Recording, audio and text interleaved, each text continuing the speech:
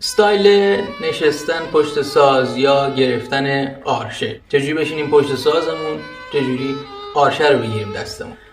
قدم اول برای نگه داشتن کمونچه اینه که این پایه رو بذاریم روی رون پامون تا دوران راحتی داشته باشیم. باستی که از ساز فاصله داشته باشه تنمون مقداری و دستی که ساز رو میخوام نگه دارم از تن مقداری باز فاصله داشته باشه. انگشتانم برای گرفتن دسته ساز باز به شکلی باشه که انگشت گذاری رو بتونم روی ساز انجام بدم که در مبحث جدا انگشت گذاری رو به راحتی به همه شما عزیزان توضیح میدم. برای گرفتن آرشه فرض رو برای میگیریم که من خودکار گرفتم دستم. در زمانی که خودکار رو میگیم دستمون به چه شکل می‌نویسیم؟ از پایین از جایی که تسمه شروع میشه انگشت بعد از اشاره رو میفرستم داخل بین تسمه، کاملا به مانند یه خودکار آرشه رو گرفتم. این دوتا انگشت پایین همین کوچولو رو میتونیم آزاد نگهش داریم.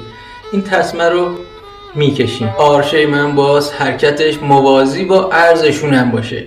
ما در ساز کمونچه آرشه حرکت ثابتی داره، همیشه آرشه کشی به این شکل هست، اما سازمون هست که میچرخه.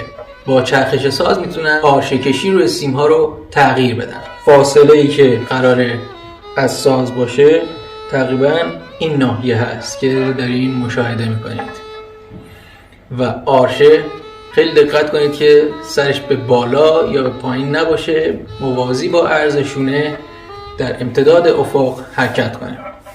میخوام روی سیم سول آرشه کشی کنم. ره، سیم بعدی. آرشه همونجا هست، سازمه که میچرخه. دقت کنید، ساز میچرخه. سیم لا، ساز مقداری میچرخه و سیم می شلترین حالت آرشه. علتی که آرشه ما روی تسمه سواره و به حالت پیچ شده ای نداریم فقط به خاطر اینه که بتونم روی سیم می آرشه رو به شلترین حالت بگیرم و بکشم. اما هرچی میام به سمت سیم بم آرشم تسمه رو باز سفتر بکشم. گز داریم روی ساز. این گز نشون دهنده فشار بیش از حد روی سیم هاست. آرشه رو جوری باز تنظیم کنم وقتی روی سیم ها داره حرکت میکنه موهای آرشه خیلی مماس از روی سیم ها عبور کنه. ابتدای آرشه مچم هست، وزن مچم هست، اما انتهای آرشه هیچ وزنی نداریم، سبکه. باز تمام تلاشم رو بکنم که فشاری که روی این قسمت اعمال میشه با این قسمت، این قسمت، این قسمت، این قسمت، این قسمت یکسان باشه.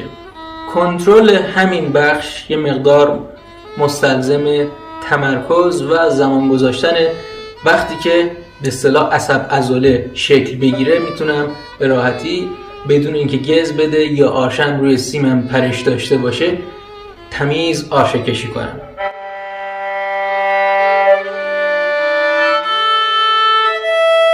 اینم از مبحث استایل یا گرفتن ساز. موسیقی رو راحت یاد بگیرید. آقای فراز.